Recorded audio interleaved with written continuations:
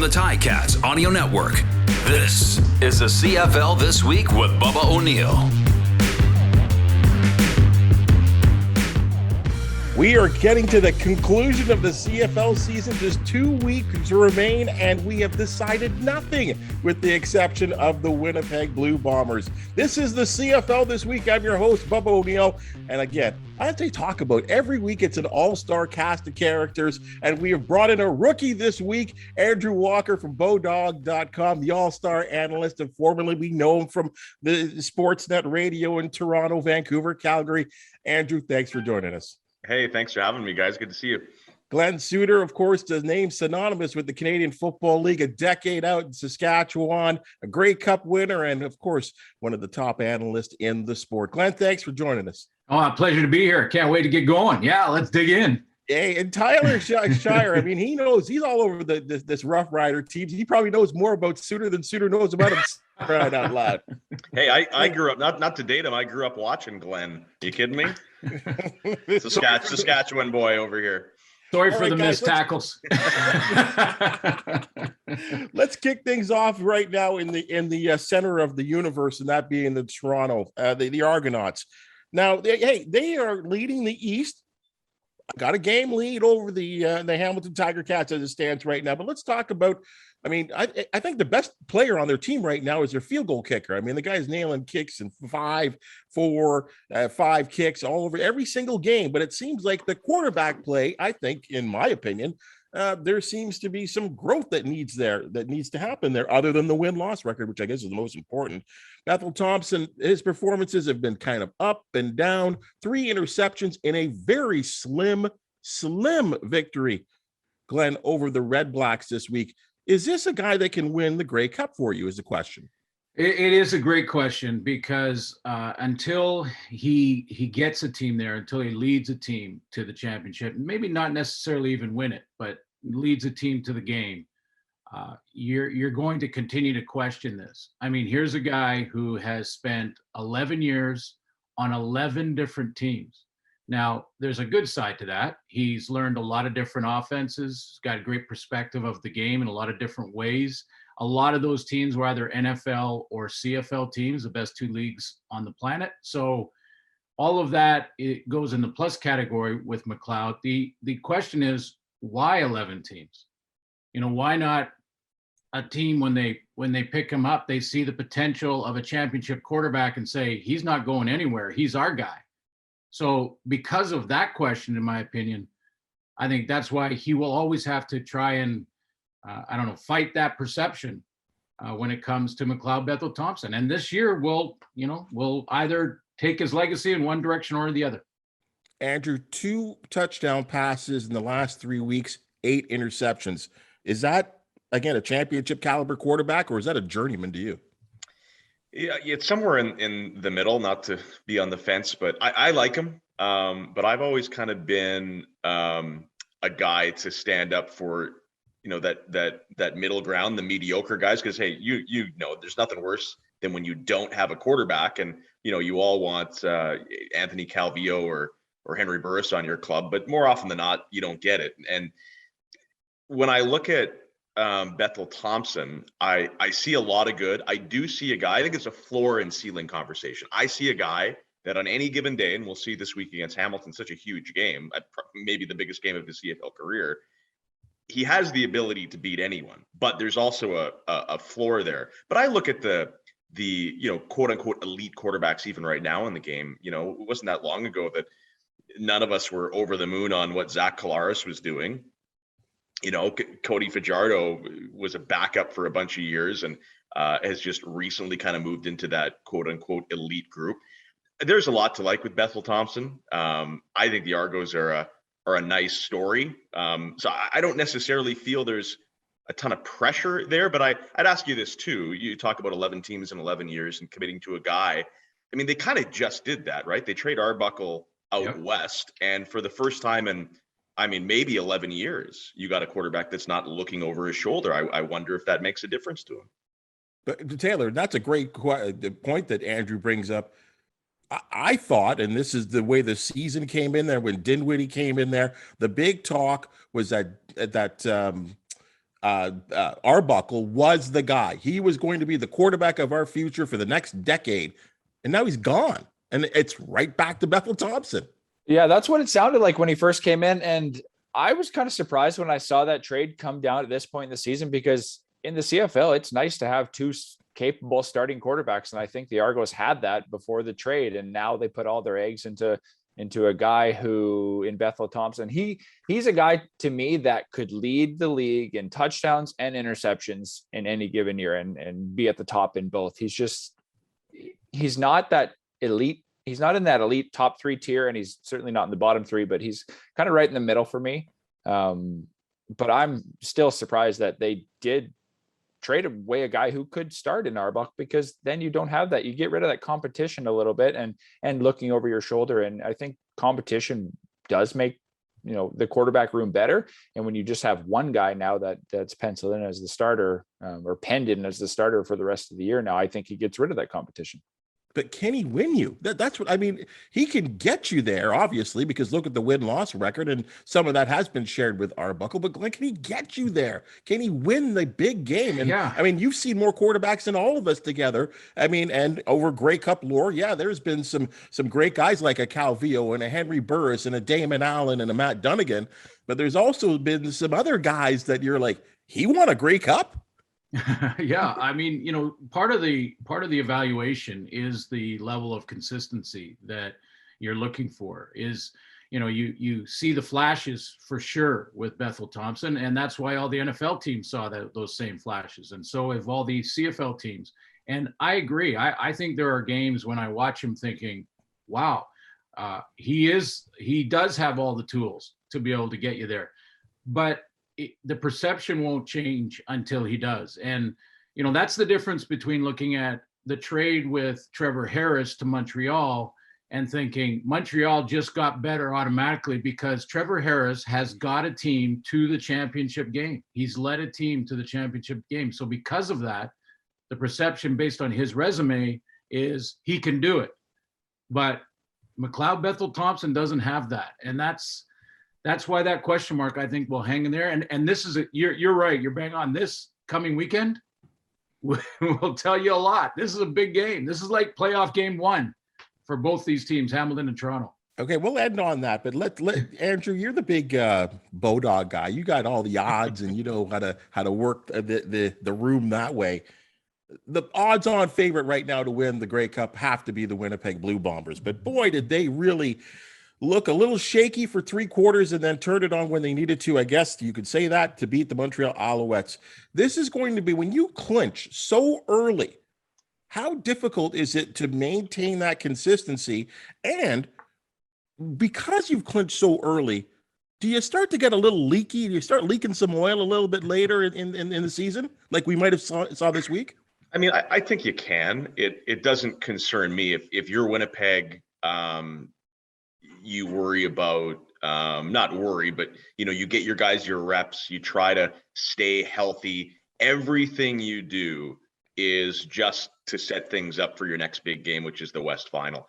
If you want to make a bet on the Bombers to win the Grey Cup, you're not making a ton of money because they are honestly, I don't remember the last time that there was this big of a clear favorite. And the one thing that we've always been able to say about Winnipeg is, well, it's the Bombers, it's the curse, they haven't won forever. Well, that's kind of over now, right? They kind of got rid of the ghost. So even from that vantage point, I don't worry about the Bombers at all. They could get their doors blown off the next couple of weeks, and I'm not worried. The Grey Cup goes through that city, and the only reason that they won't win a championship this year, and we've seen it every year, how many Grey Cups combined have we all been to? Crazy things happen in that game. Right, that like there's no rhyme or reason for what happens in the CFL championship game. So they're going to get there. I mean, I have very, very few doubts about that. The only thing stopping in their way is some weird twist of fate in the championship. Taylor, do you see the Bombers being like the Ticats of 2019? I don't remember the last time, and I don't know if you guys have any thoughts, but when was the last time a team did clinch with a month left and really had nothing to play for? But it's probably the Alouettes like 8-9 years ago. Yeah. And I personally think, Winnipeg having won in 2019, I think they'll be fine. they can turn it on when they need to. They had a year and a half off, and they picked up right where they left off at the start of the season. And I think Mike O'Shea will have that team ready for December 5th. And I don't see any issues with them getting ready for that game. The only thing I will say is playing a playoff game in Winnipeg in December, anything can happen. There could be, you never know what the temperature will be. I still think if it's a colder game, it'll help the Winnipeg defense against whatever offense comes in there, whether it be Saskatchewan or Calgary. I doubt BC will make it there, but I think if they win the West, which I think they will, they'll have no problem going against the East in the Grey Cup. Glenn, I don't know if you're a Grey Cup team. I don't remember your Grey Cup team being that solid off the beginning of the regular season. But I mean, you've played the game. You've been in that situation where you have to motivate yourself for, okay, we've clinched, but now it's week 12. Now it's week 13. Now it's you have to continue to motivate yourself or find reasons to win games and pull them out of the hat, I guess. Now, how difficult is that? Yeah, difficult to keep the winning habits, the good habits that you have. There was a reason that they've won 11 games this season and not given up a point in the fourth quarter, or a major in the fourth quarter. 2 field goals all season long, and that's it. I mean, that is unheard of, really. And that's how good this team is. But I feel real strongly about this, guys, and I'm sort of an outlier, I think, on this. But I'm resting Zach. I'm not dressing him for the next 2 games. I am saying if he's a little rusty in Series 1 of the Western Final, I'll live with that. But if he hits a helmet on a follow through and has a bad thumb going into the Western Final, that's the only real question mark we have now of the Winnipeg Blue Bombers and how good they are. Is can Sean Maguire, if needed, lead them to a championship or to the Grey Cup? And that's really their only question mark. And I would hate to lose Zach in a game that doesn't matter in the standings to the Bombers. Well, that's interesting that you say that, because I guess you got the running back that's hurt right now. Oliveira comes in there. He didn't look that great last week, and it was Augustine that actually played some good football. Andrew, do you agree with that? I mean, that's a big statement by pulling Zach Collaros and putting him on the sideline for the next couple of weeks, or what would end up being almost a month of not playing. Yeah, it's tough, and I think we've seen this in all kinds of sports, and there's always, the final week of the NFL season, there's always a controversy too, whether Tom Brady or Peyton Manning sat over the years. These are competitors, right? We can sit here and say, sit this guy or pull that guy out. Players want to play. Competitors want to compete, especially quarterbacks, probably the toughest position in all the sports. So I think it's a great idea. I mean, if we're looking at on paper, I'd probably do the same thing, Glenn. But you'd be hard pressed to not let the guy play a few series, I think. Taylor, you agree? Yeah, I think I don't expect him to finish every game down the stretch here, but I expect him to play and suit up. And you never know what bonuses he has tied into his contract too, where he's like, I want to play to get this, right? So it's going to be, I think it'll be up to him. I think Mike O'Shea and company over there will leave it up to Zach for how much he wants to play. I don't think, like I said, I don't think O'Shea will let him finish maybe the second half. So I think he'll play the first halves of these next 2 games for sure. This is also a guy, though, that not exactly an Iron Man, right? Like I said, it's a tough position. I know we're going to talk about Mike Riley a little later, but you take a lot of abuse at that position. Zach Collaros hasn't exactly had this pristine, healthy career. So for sure, it's a worry. Yeah, and we had a video pack in the last game that was queued up and ready. We never got to it because we changed directions in the TV show, but we had a shot of the hits that Zach was taking in the game against Montreal this past weekend, that he'd get rid of the ball, but he was still getting hit. And I thought, you're putting him in harm's way. And, when you talk about the rust argument, he went a year and a half without playing a game, and then they went 4-0 to start the season. If there was going to be rust on a quarterback, it might have been then. And he looked great in the first 4 games of the regular season. Now, that's not a championship, and that's not at this point of the year either. But I would not risk it with him. And you're right, the player wants to play. The player wants to go, and he'll try to make his argument. But that's where I think the coach steps in and says, "I'm going to protect you against yourself." Taylor, I want to come at you with this one here, because you were the guy in Regina where I think pretty much most of us, when the season started, thought that the West Division was going to come down between the Rough Riders and the Bombers. And I think the Bombers have obviously clinched and made their statement.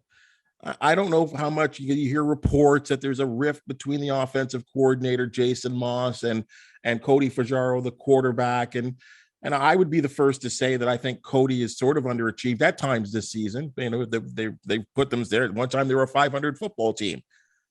Is there an issue there? Is this team offensively underachieving?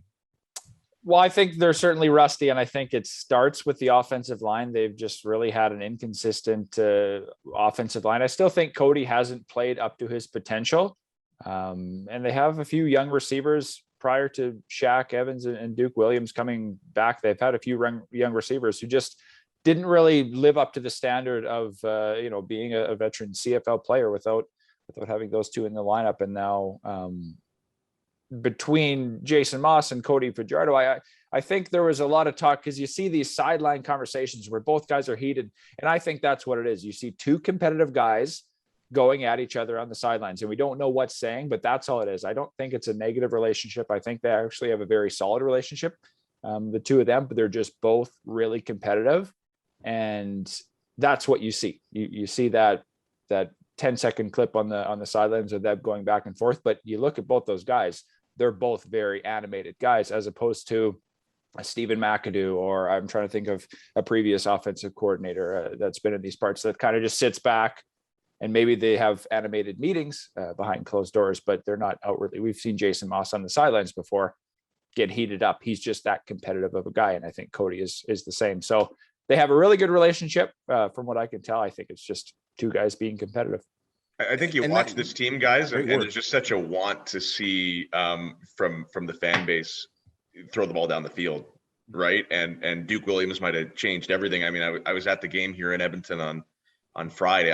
I was too consumed with the $2 hot dog, so I didn't see the whole game. But it's just not what you expected. This dink and dunk type of offense, and they won that game with their defense. And when they really kind of delivered the death blow, what are they doing? They're looking deep over the middle to Duke Williams. I think they have the ability to open up that playbook a little more, and I think that's where you see maybe the Cody Fajardo animated self on the sidelines, because I think he believes in himself. But you're right too, Taylor. It comes down to the O-line, but they're going to have to stretch the field a little bit if they hope to win, the West Semi or win in Winnipeg. But Glenn, isn't Cody a better quarterback when he's dinking and dunking? He doesn't really seem to me to be that deep ball thrower. He can throw the deep ball. It is, an off year for him in the deep ball. There's no question about that. That's been his issue this year. And I think about Jason Maas. You think back to him as a head coach. We're probably a play away from losing headsets over there on the sideline, because that he will just, that's who he is. So I don't think we should read into that. I have not heard of any rift between offensive coordinator, quarterback in Saskatchewan. So I really haven't.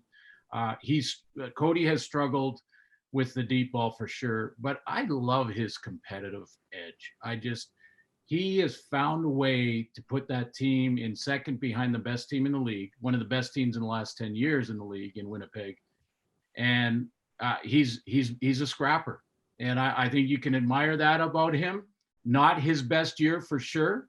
And off the field as well, he said some things that he's had to apologize for in the heat of the battle. So, we'll see how it transpires. I think they do have the talent, though, to, as you guys mentioned, to have that game where they start hitting deep balls and they come in bunches and they start to really stretch the field and explode.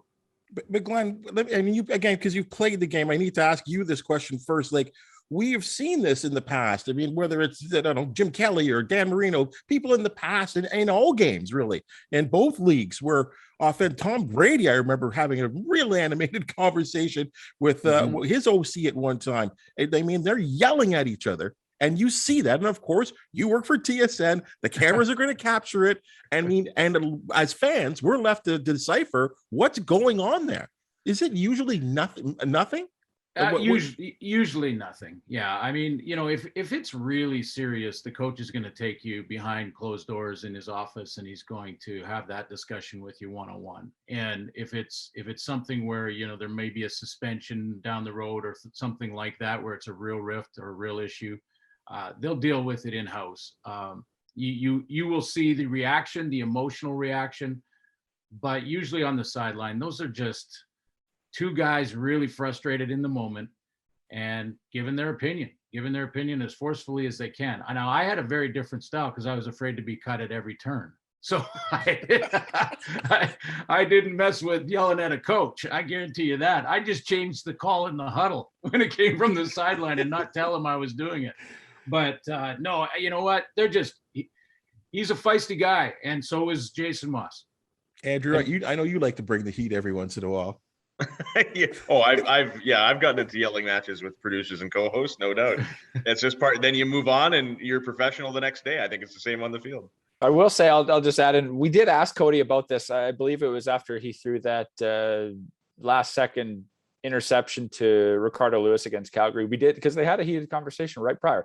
And we did ask him about that. And he said, no, him and Jason have a great relationship, but like any two competitors, there are arguments and there are times where they don't agree with each other. And I think that's part of just being a competitor. And when you put two different philosophies up against each other, there's going to be arguments and times where people don't see eye to eye. And that's just, comes with having two guys who are ultra competitive. And he's not a shrinking violet either. Cody Fajardo's not afraid to give his opinion. He gives opinion and be in the media and be forthright in interviews. That's kind of his personality too, along with Jason Maas, like Glenn said. Glenn, you talked about this pack that you guys put together at TSN of Zach Galeros. For whatever reason, when I was up top at Tim Hortons Stadium this Friday watching the Lions and Tiger Cats play, I was watching, because I remember the abuse that Michael Riley took last year for just a poor offensive line. Mm-hmm. Now, I think the line has improved this season, but he is taking hellacious hits and somehow continues to get up. And at one point I just kind of turned over and talked to Hall of Famer, a couple of guys in the media booth. And I just kind of said, is this guy the toughest guy, at least one of the toughest quarterbacks we've ever seen?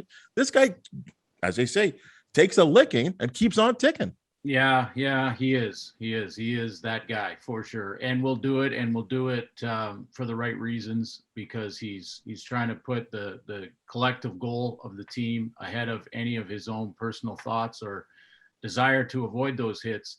Real tough, but I think it goes beyond the O-line with this team and protection over the last couple of years. And they've got to get a receiving core in there that understands the game. That might take a few more hits until they get young guys up to speed where they can beat blitzes, because there are often times where a defense now, especially against a struggling O-line, the defense will send an extra man. And that extra man is often not blocked, and he's the responsibility of the quarterback to get rid of the ball before he gets there. That requires the receivers to see it, recognize it, and go to the spots they need to be in.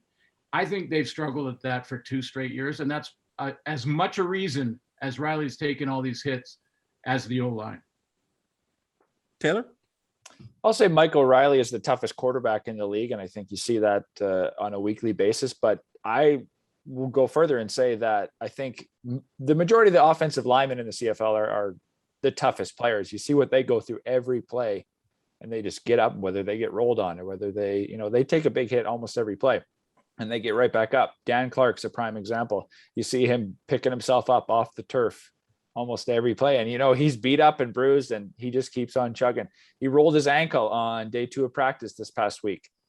There was no question he was going to play. He got in a car accident 2 weeks before training camp, went through a window, was ejected from the car, didn't miss a game, right? Like guys like that to me are just the ultra competitive, and it's part of playing that position in this rough sport where you are like, that's your job, is to hit people and get hit, right? I think a quarterback, if they didn't get hit per game, they would be happy. But an offensive lineman, that's what they want to do. You know what amazes me about Mike Riley and guys like Mike Riley, because you're one of two things. You are, if you are a long time quarterback in the CFL or the NFL, generally speaking, it means you've made a career out of not getting hit, right? Like good luck hitting Damon Allen, good luck, getting a good lick on Tom Brady or Anthony Calvillo over the years. That's how they stay in the league so long and put up the numbers they do. And then you see, a quarterback, especially in the CFL, where you really, I think, have to weigh the risk reward of, hey, am I going to keep putting myself up to this punishment to be a backup quarterback or whatever? We see the CFL as the last stop for a lot of guys. Growing up in Saskatchewan, I saw so many quarterbacks come in and just get beat up and have to leave. Steve Sarkisian and Heath Rylance, and you go down the list. And then I look at Mike Riley. He takes more abuse than anybody, but he's also in his 12th season in the league. Like you don't have a guy that takes those hits and yet still is a 10-year, 11-year all pro type of quarterback or all CFL type of quarterback. It's kind of unheard of in a lot of ways. Glenn, I remember a year, I think it might've been 1999, where Danny McManus, and the number stays in my head, I believe, was sacked 9 times in an 18-game regular season. 9. Yeah. That's unheard of. Now, you would know because as a DB, he had the quick release. Now, could I say Michael Riley has a slow release? Yeah, he does. Yeah. Does he invite some of this contact? Yeah, very different style for sure. In fact, I remember having a conversation with Danny McManus at one point in the broadcast booth, and he said, I figured out early in my career that when I had the ball in my hand, that's where the guys were coming. They were going to hit me with it. If I had the ball, they were going to hit me. So I made a point of saying, I'm going to get it out of my hand as quickly as I possibly can. So that was his philosophy from the very beginning. And yes, he had that razor sharp, quick release. So it's a combination of the recognition, the receivers knowing where to be, the O-line giving the, 3 steamboats or 4 that you need, and then Riley getting the ball to where he needs to get it. But again, I'm going to put part of this on the coaching staff. Why can't this organization find 2 stud American tackles? There is no reason that they're still working through Joel Figueroa, who has had great years, but if that's an issue, there's lots of guys that are looking for an opportunity down south. Go find yourself an American tackle. Find yourself some young receivers that will learn quickly, recognize, and get to the maybe not Brian Burnham stage, but will understand the game. Yeah. Taylor, do you agree? Yeah, I would agree with that. And I think Michael Riley's a guy who is okay with taking a hit to make a play. We talk about that in hockey all the time, but he's totally fine having that slower release and knowing that there's a guy open and he's going to get corked right after he releases the ball. I think he's okay with that because he's fine with if the ball is going to be completed, he'll take a hit almost every time. But just like here in Saskatchewan, if you don't have a good offensive line, you're going to take a few licks. And we've seen Cody Fajardo take a number of licks this year just because of his weaker offensive line. Guys, next week, it'll be Friday at BMO Field. It really could be arguably the game of the year. It should decide the East Division between the Tiger Cats and Toronto Argonauts. And as we all know, these two teams don't like each other. They never do. It all starts at Labor Day. And we have seen some really tense games and games that have come right down to the final kick, the final throw. But with everything on the line, Andrew, do you like the Tiger Cats or do you like the Argonauts? I like the Ticats a lot, and I actually don't even really think it's that close. I know it's funny because I was defending Bethel-Thompson a little earlier. I think they're a great story. I think Bethel-Thompson has the ability to beat anyone. I just really like the way that Hamilton is trending right now. They get the quarterback back. Brandon Bank showed signs of life last week. He did. I really like the way Hamilton's going. And to be honest, if I had to pick a team that could potentially hang with Winnipeg in a Grey Cup, it probably would be Hamilton right now. I like them heading into this game. I'd pick Hamilton by a touchdown. Glad I'm not sure if you're on the game. So what do you think? I'm not. No, I'm not. You know that I don't normally make predictions. I do like Hamilton though. I like, as was mentioned earlier, their competition at quarterback. I think that makes the room better. It makes their team better. I think Jeremiah Masoli's playing some of his best football in a long time. I love that they've added a running element in Don Jackson and Sean Thomas Erlington, sort of, in tandem. But a healthy Don Jackson in a playoff game, or this game this weekend, is really been a difference maker for them. And I've always liked their defense from the beginning, especially their front seven from the beginning of the year on. So because of all those reasons, and the question mark hanging over McLeod, Bethel-Thompson, as we talked about off the top, I like Hamilton. I like Hamilton in the Eastern Division. I think Montreal is a very interesting team, but in this matchup, I like Hamilton. Taylor, it's funny because the Tiger Cats offense really has been just growing, and you see the confidence in Jeremiah Masoli getting, I think, very close to what we saw him in 2018, where he was a guy that was up for MOP. But isn't this where Chris Jones is supposed to shine, and that Argonaut defense?